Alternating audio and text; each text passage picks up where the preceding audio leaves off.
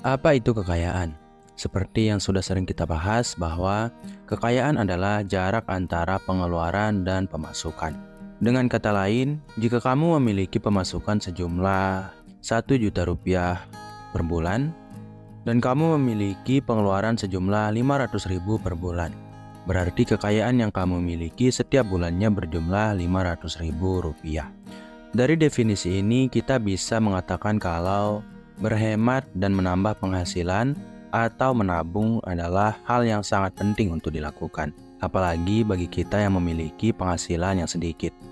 Saya tahu banyak di luar sana orang yang membantah teori ini, di mana banyak dari orang mengatakan kalau menabung bukan lagi pangkal kaya, dan berhemat juga bukan lagi pangkal kaya. Akan tetapi mau bagaimanapun itu, masih banyak orang yang mengajarkan kita untuk menabung. Bahkan secara eksplisit, buku yang paling laris tentang keuangan masa ini, yaitu The Psychology of Money, mengajarkan kita dengan jelas dan terang bahwa kita harus menabung.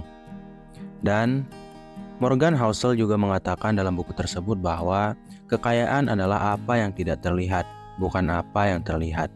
Dengan kata lain, menunjukkan kekayaan kita dari barang-barang yang kita beli sebenarnya bukanlah menunjukkan kekayaan, tapi menunjukkan jumlah uang yang kita habiskan dari kekayaan. Dengan kata lain, barang-barang yang kita tunjukkan bukanlah kekayaan kita, tapi apa yang tidak kita tunjukkanlah kekayaan yang kita miliki. Saya memulai video ini dengan nasihat-nasihat seperti tadi, karena saya ingin kamu memiliki motivasi yang lebih dan kesadaran yang lebih tinggi dalam menggunakan uang kamu. Apalagi di video kali ini kita akan membahas terkait cara mengelola gaji yang jumlahnya hanya 1 juta per bulan. Yang tentu saja jumlah ini tidaklah terlalu banyak. Ya walaupun tergantung lingkungan kita juga, tapi ya secara umum 1 juta per bulan bukanlah penghasilan yang besar.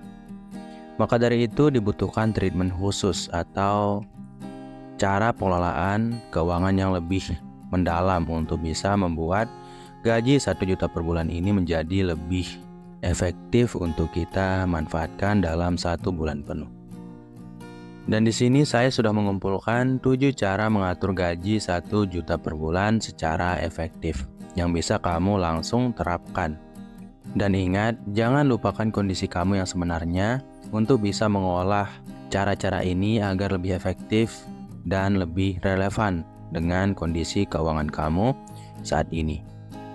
Baiklah, tanpa berlama-lama kita langsung saja ke cara mengatur gaji 1 juta per bulan yang pertama, yaitu membuat anggaran bulanan.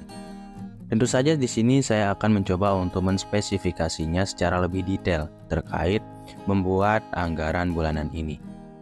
Yang pertama yang perlu kamu lakukan adalah catatlah pemasukan kamu dalam sebuah kertas. Jadi pemasukan kita di sini kan 1 juta per bulan. Jadi catatlah 1 juta tersebut dalam sebuah kertas. Nah, kemudian setelah itu buatlah catatan-catatan lain terkait kebutuhan-kebutuhan yang harusnya akan kamu bayarkan dalam 1 bulan ke depannya. Kalau kamu masih bingung tentang jenis pengeluaran yang biasanya dilakukan oleh orang secara umumnya, di sini ada beberapa contoh. Yang pertama, makanan, kemudian transportasi, tagihan air dan listrik, kemudian kebutuhan rumah tangga, kebutuhan pribadi, dan yang terakhir adalah tabungan. Tentu saja jika kamu memiliki hutang, kamu bisa mengganti tabungan ini dengan hutang. Jadi kita akan menspesifikkannya lagi, tapi jangan lupa untuk menyesuaikan kondisi kamu dalam menerapkan anggaran bulanan ini. Baiklah, secara umum biasanya kita harus membagi uang gaji kita yang jumlahnya 1 juta bulan ini ke dalam semua sektor yang sudah kita bahas tadi. Misalnya yang pertama, dalam sektor makanan. Alokasikanlah 400.000 untuk memenuhi kebutuhan makanan kamu dalam 1 bulan penuh. Dan mungkin kamu akan merasa bahwa 400.000 akan terasa terlalu sedikit. Dan kalau kamu merasa itu masih terlalu sedikit, kamu bisa mencoba untuk mencari makanan-makanan yang lebih murah daripada yang mahal, sehingga sampai 400.000 ini cukup untuk memenuhi kebutuhan makanan kamu selama 1 bulan penuh. Kemudian yang berikutnya adalah untuk dana transportasi. Transportasi ini ada berbagai macam, tapi usahakan untuk mengalokasikan 150.000 dari gaji kamu yang 1 juta untuk memenuhi kebutuhan transportasi ini. Bagaimanapun caranya, usahakan untuk hanya menghabiskan 150.000 dari gaji kamu dalam sektor transportasi setiap harinya. Kemudian pembagian yang berikutnya adalah tagihan. Usahakan tagihan yang kamu keluarkan berjumlah 150.000 agar kamu masih memiliki sisa dari uang 1 juta tersebut untuk memenuhi kebutuhan-kebutuhan lain. Dan berikutnya adalah kebutuhan rumah tangga. Biasanya ini memerlukan 100.000. Dan yang terakhir adalah uang untuk ditabung atau kalau kamu memiliki hutang, uang untuk membayar hutang. Jumlahnya 100.000. Ingat, ini adalah pembagian standar dari pengalokasian uang sejumlah 1 juta per bulan. Yang tentu saja kamu harus mampu untuk mengadaptasi versi kamu sendiri terkait pengeluaran-pengeluaran yang kamu miliki setiap harinya. Sebagai saran tambahan, alangkah baiknya kamu untuk mencatat semua jenis pengeluaran yang sudah kamu lakukan pada bulan sebelumnya, yang biasanya menghabiskan uang kamu terlalu banyak. Nah, setelah kamu mencatat semua pengeluaran yang kamu miliki di bulan sebelumnya, kamu bisa memangkas sektor-sektor mana saja yang harus kamu pangkas pengeluarannya sehingga kamu bisa cukup dari gaji 1 juta per bulan ini. Kemudian, cara mengatur gaji 1 juta per bulan yang kedua adalah prioritaskan kebutuhan dasar.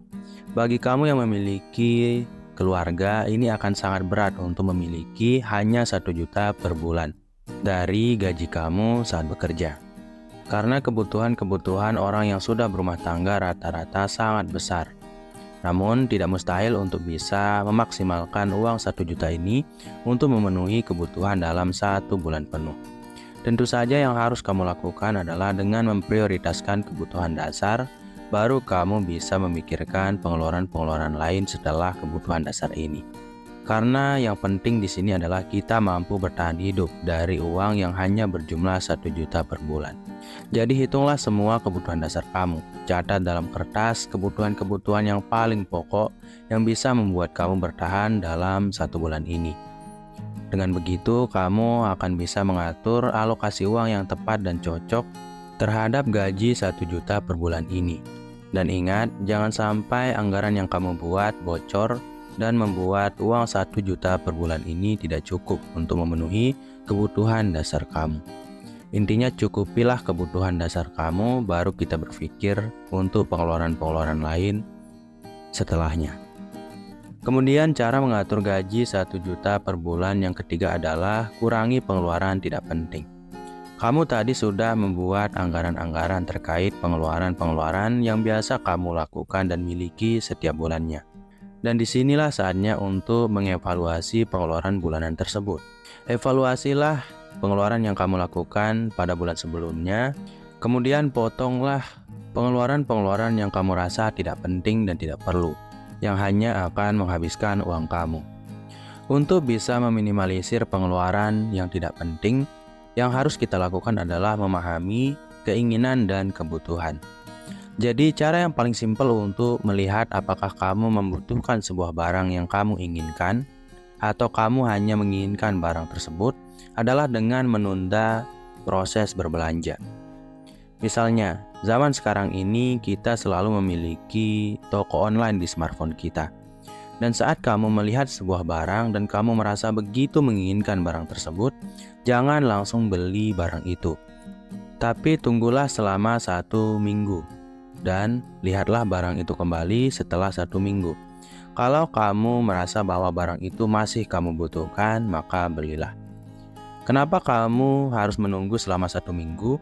Karena kita sebagai manusia biasanya memproses informasi tentang kebutuhan dan keinginan dalam jangka waktu 1 minggu. Beberapa pakar bahkan mengatakan 1 bulan, dan ada juga yang mengatakan 3 hari. Tapi saya di sini mengambil titik tengah, di mana kamu bisa menerapkannya dalam jangka waktu 1 minggu.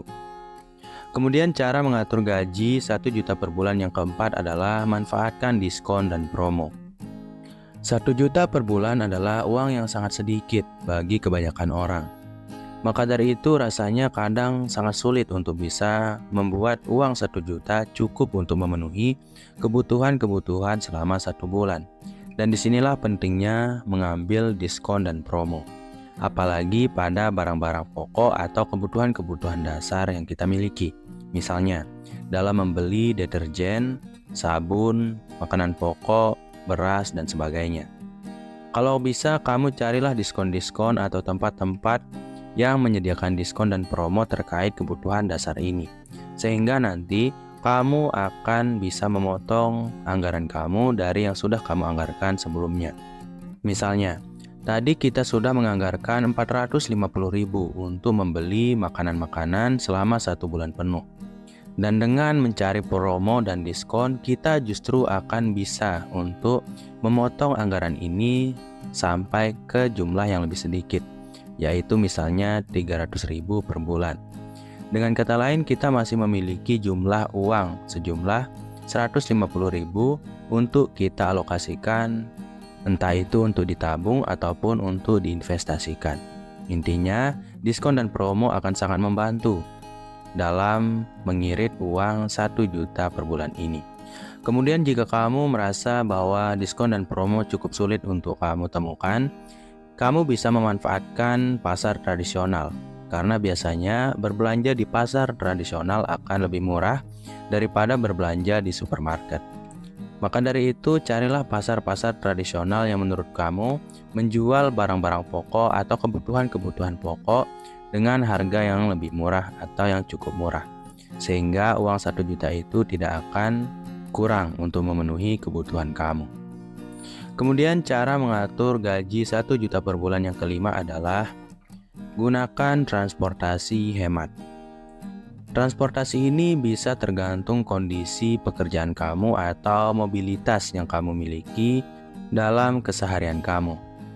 Jika kamu bekerja pada tempat yang dekat dari rumah atau kosan, kamu bisa mencoba untuk berjalan kaki, karena itu akan sangat hemat.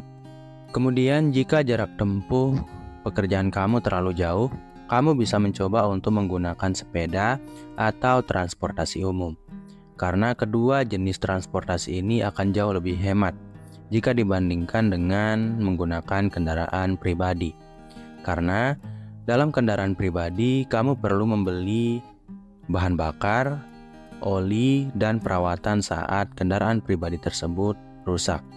Belum lagi kamu harus membayar pajak setiap tahunnya. Intinya jangan sampai kamu mengeluarkan uang terlalu besar hanya untuk mobilitas kamu dalam bekerja.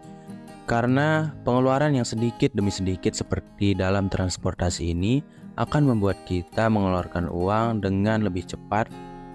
Karena jumlah pengeluaran yang kita lakukan terhadap transportasi biasanya berjumlah sedikit, yang mana kita akan sangat ringan untuk mengeluarkannya. Yang padahal, uang ini akan membengkak dan menghabiskan gaji kita selama 1 bulan penuh. Walaupun tidak habis, ya biasanya sangat banyak yang dikuras. Kemudian cara mengatur gaji 1 juta per bulan yang keenam adalah menabung secara teratur. Paling tidak ada 3 jenis orang yang bisa menerapkan 3 cara berbeda dalam menabung atau mengatur uang untuk prioritas. Yang pertama adalah bagi kamu yang memiliki hutang. Tentu saja jangan sekali-kali kamu memprioritaskan tabungan, tapi prioritaskanlah hutang tersebut saat kamu baru mendapatkan uang gaji yang berjumlah 1 juta ini. Jadi saat kamu sudah mendapatkan uang 1 juta, langsung sisihkan beberapa persen untuk kamu gunakan sebagai uang untuk membayar hutang. Kemudian versi yang kedua adalah bagi kamu yang tidak memiliki hutang, kamu bisa langsung mengalokasikan uang kamu beberapa persen untuk kamu tabung. Jadi saat kamu sudah mendapatkan gaji 1 juta per bulan ini, kamu langsung mengalokasikan beberapa persen dari gaji itu untuk kamu tabung di awal waktu. Dan yang ketiga adalah bagi kamu yang tidak terlalu paham dalam mengukur jumlah uang yang kamu biasanya habiskan dalam kebutuhan pokok.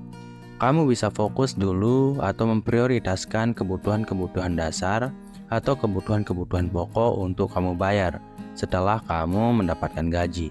Nah, setelah itu barulah sisa dari uang dalam membeli kebutuhan-kebutuhan pokok ini kamu bagi dua. Yang pertama untuk kamu simpan sebagai tabungan, yang kedua adalah sebagai dana darurat. Intinya jangan sampai kamu tidak menabung. Berapapun jumlah sisa uang dari kebutuhan pokok ini haruslah kamu tabung, walaupun hanya 5.000 sekalipun. Karena tanpa adanya tabungan, kamu akan cenderung untuk kesulitan. Entah itu untuk menambah pekerjaan suatu saat, atau membuat bisnis kecil-kecilan untuk menjadi sumber pendapatan tambahan. Dengan kata lain, tanpa adanya tabungan, kamu akan sulit untuk menambah penghasilan kamu setiap bulannya, dan harus terus terjebak dalam gaji 1 juta per bulan ini. Kemudian, cara mengatur gaji 1 juta per bulan yang terakhir atau yang ketujuh adalah cari sumber penghasilan tambahan.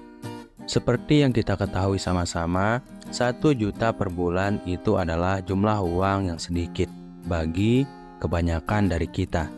Maka dari itu kita harus mampu untuk berpikir lebih tentang bagaimana cara untuk menambah gaji 1 juta per bulan ini, sehingga kita bisa lebih sejahtera dalam hal finansial di masa depan. Caranya adalah dengan menambah sumber penghasilan yang kita miliki. Ada beberapa cara untuk menambah sumber penghasilan. Yang pertama, kamu bisa mencoba untuk bekerja paruh waktu di sela-sela pekerjaan utama yang kamu miliki. Kemudian yang kedua adalah dengan menjual barang bekas yang kamu miliki yang sudah tidak kamu gunakan lagi. Kemudian yang ketiga adalah dengan usaha kecil-kecilan. Disinilah pentingnya memiliki tabungan. Jika kamu sudah mengumpulkan cukup uang untuk membangun sebuah usaha kecil-kecilan dari gaji 1 juta per bulan itu, saatnya kamu mencoba untuk menambah penghasilan. Tentu saja dengan membuat usaha-usaha kecil. Untuk jenis usaha yang bisa kamu jadikan contoh atau pedoman, di sini saya bisa memberikan paling tidak dua jenis usaha kecil-kecilan yang bisa dijadikan sebagai penghasilan tambahan. Yang pertama adalah usaha jual pulsa, yang setidaknya kamu bisa mendapatkan 200.000 per bulan. Kemudian yang berikutnya adalah usaha makanan ringan, yang minimal kamu mendapatkan 300.000 per bulan, tergantung pemasaran, modal, dan bagaimana kamu menjual makanan ringan ini.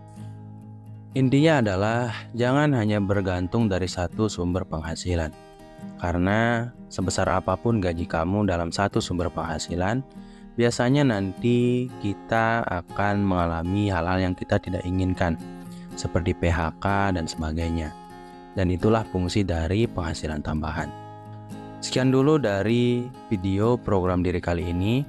Semoga video ini bermanfaat bagi kita semua. Dan saya doakan agar kamu sukses ke depannya. Sekian, wassalam.